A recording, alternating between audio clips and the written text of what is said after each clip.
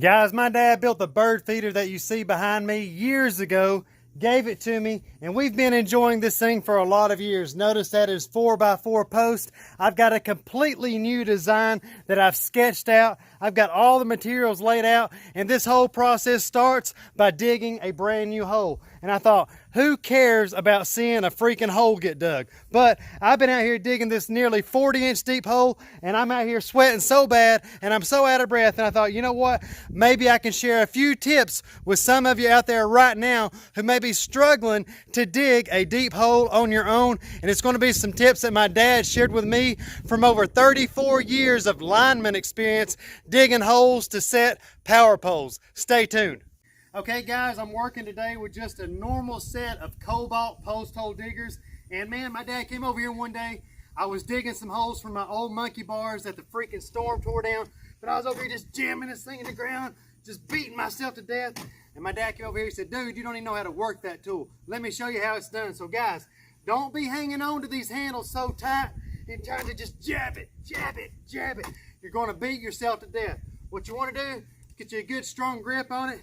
Get your knees bent, pick it up, jab it down into the ground like you're jabbing a javelin into the ground. Boom! Just like that.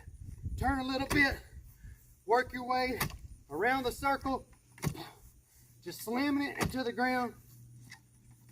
And dude, check it out. Look how much dirt you can get. Pull your loose dirt out. And then continue with the process until you've gotten your hole as deep as you want to get it. And check it out, guys. These things here are about 35 inches deep. Look at this. I've got this hole here right now about almost 3 feet deep. I'm going to keep going because I want this new bird feeder just shy of 12 feet coming out of the ground. And I don't know if you can tell by looking at my shirt or not, but I'm freaking soaked. But that is signs that I'm making some real progress, and I want to share some of it with you right now. So once again, a normal set of Cobalt post hole diggers. Check it out. I only got 34 inches marked, so you're going to get about maybe 35 inches of depth there. It's going to be real hard for a normal man to get much deeper than that right there, but check it out. I've got this hole greater than 40 inches right now, but as you get deeper and deeper down inside this hole, notice how it's tapering all narrow there. So what I'm trying to do is widen this up to hold more concrete. And the best thing to widen your holes up, the best shovels on the freaking market, in my opinion, are these Wolverine all steel shovels. Guys, this thing would cut your freaking leg off. You got to be super careful about these edges and where you're using them and whose toes you're next to, because you sure don't want to take your buddy's toes off. Let me get this thing cleaned out a little bit more and I'll give you guys another update. And of course, the only bad part about cleaning that hole back out, as much as I just cleaned it out, is you got to get them post hole diggers back out, baby, and pull every bit of that loose stuff right on back out of that hole. Man, almost there. All right, let's take a peek inside the hole now and see if you guys can tell a difference. Let me try not to drop the phone down inside here, but see how much wider and now cleaner that I've gotten all the edges of the hole. That way, once we get the 6x6 post down inside here, I'll have all this room around through here for the concrete to cure up so that we don't have to worry about that big, tall 12-footer swaying in the wind. Okay, as you can see from the post hole sitting inside the hole now, that the hole is greater than 36 inches deep. I hope that that is deep enough.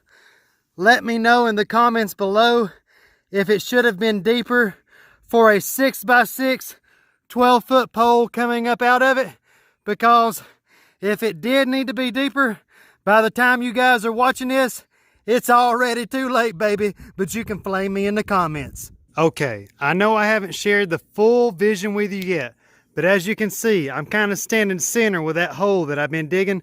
Now look, right there where those two orange circles are, that is where the seed is going to be falling at the widest points underneath the feeders, like this right here.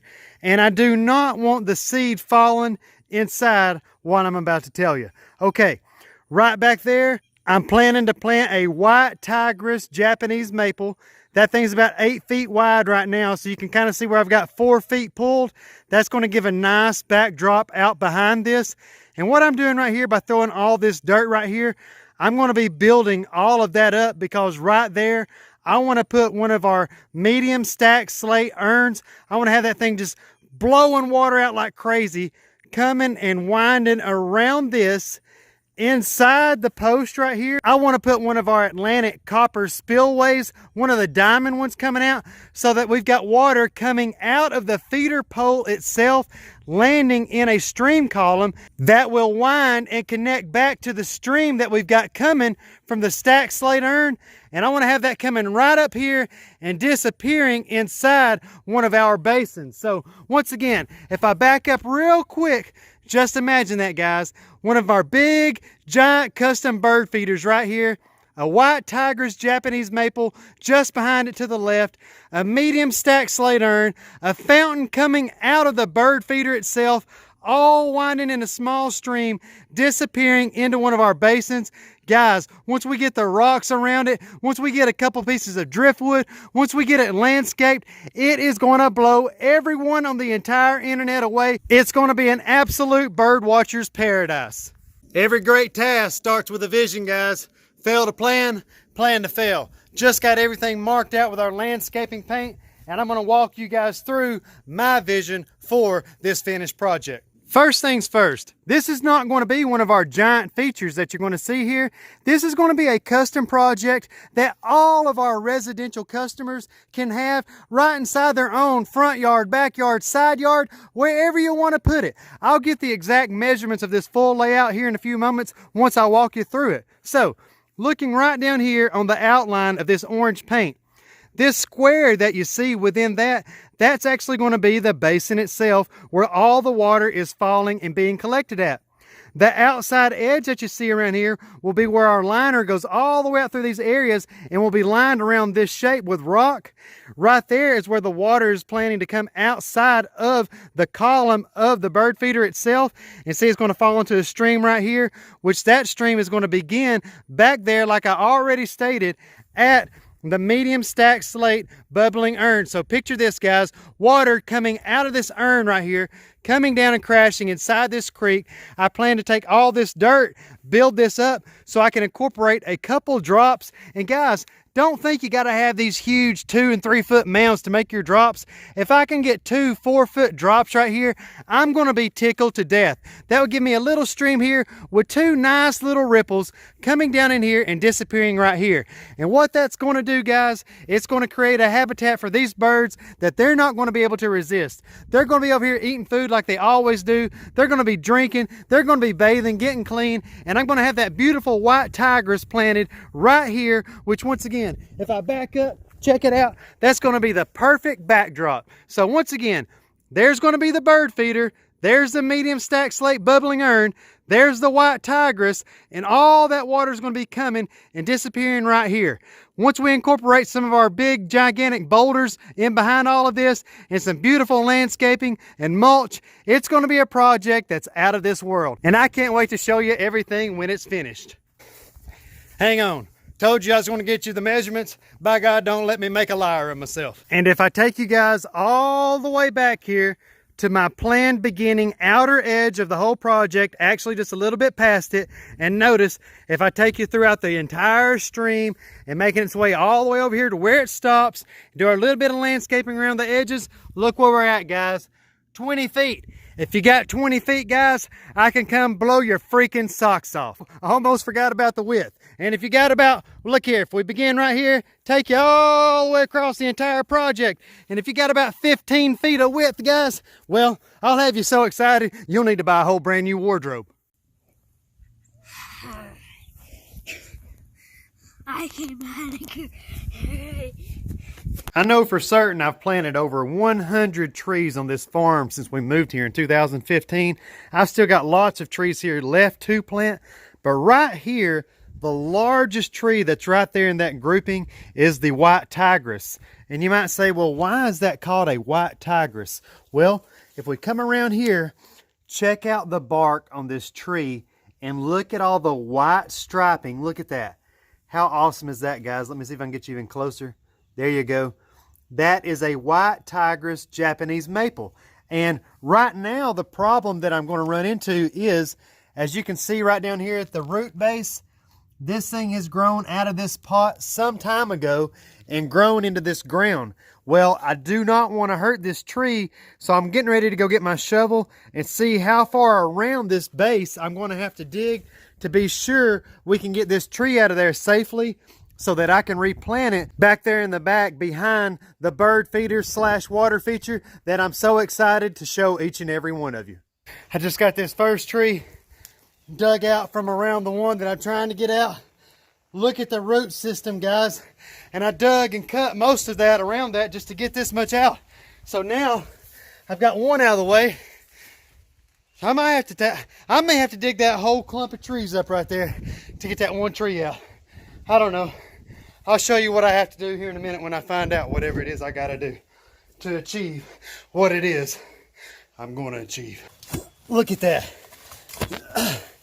Trying to film and show this to you guys one-handed here, but not only are they growing down in the ground, but all these root runners that are going out across the surface or just below the surface of the soil makes it that much more anchored into the existing dirt. All right, there we go, guys. Got it out. Let me sit it down here and show you guys just how big this thing is. Oh crap, it's going to want to fall over. I'll show it to you in just a second. There's your full shot, guys. That thing's probably 10 feet tall. And I measured it yesterday width-wise. It's a little over 8 feet. Look, I can't even get it all in shot here unless I back up. Look at those stripes, guys. Just like I was telling you, the white tigress. If you don't have one already in your Japanese maple collection, go ahead and add one. It's going to get to be a rather large tree, so plan to plant it accordingly. I had it just sitting right here temporarily, and you can see how quickly it took root and was going all the way around through here. We're about to move it around back now, where hopefully it's going to live a long and luscious life. All right, just lay the tree down there all nice and easy. I've already got our hole marked where I want it. Let's put this Wolverine to work and get this hole dug. I've got the hole pretty much dug now, but I do not want to stick that tree just inside there on our basic clay dirt. Even though it's a really good soil and I have a lot of good luck, as you can see, with trees growing, I'm going to go over here though and get a bag of Miramichi green and put down inside that hole before I even dare put that root system down inside it. And don't even let me get all scientific on you, because I don't even know what all this stuff means. But all I'm here to tell you is I've seen proof with my own 2 eyes. This Miramichi green, this stuff is the bomb. I know it was growing all the way through this bucket, but I always take the time to cut all that off. You can see how root bound this entire tree was. And look how this root system was just coming outside that thing, going crazy out into the soil, doing everything it could to stay hydrated and stay alive. Guys, the wind's over there blowing the tree like crazy. So I got these 2 old fence posts right here and a couple pieces of old rebar. I tried bending them myself, as you can kind of see there on the end. Out there with just a slab of concrete. I wasn't very successful, so I'm just sliding the end of this rebar inside this fence post. And then I'm going to put this other piece of fence post right here on my right. I'm going to slide it right down on top of that, and I'm getting ready to bend the you-know-what out of this. All right, I just slid that post there over the rebar. Now watch. Now you got some leverage, guys. Let's see if I can do this and film at the same time. Hopefully this thing doesn't pop off and bust me in the face. God, come on, baby. God, don't slide off and break my effing fingers. Good night. Let me hop off here, guys, before I get hurt. I'll show you the finished result. You can kind of see the bent ends there, guys. I've already got one in the ground over here. I'll show you. I beat it all the way down as low as I could. You can kind of see it right there, because what I'm going to do here in just a moment, I'm going to get all 3 of these beaten to the ground. I'm going to tie a rope to each one and anchor this tree so that the wind doesn't blow it over or harm it in any way. And there's anchor number 1. Here is anchor number 2. And right over here is anchor number 3. Let's go inside and get the rope now and come out here and finish anchoring the tree down. Whenever you begin tying your knots around your tree, make sure you don't get it too tight. I can still slide that knot up and down that branch right there. And then once you get it tied off, you got to come down here then and tie your knot around your anchor.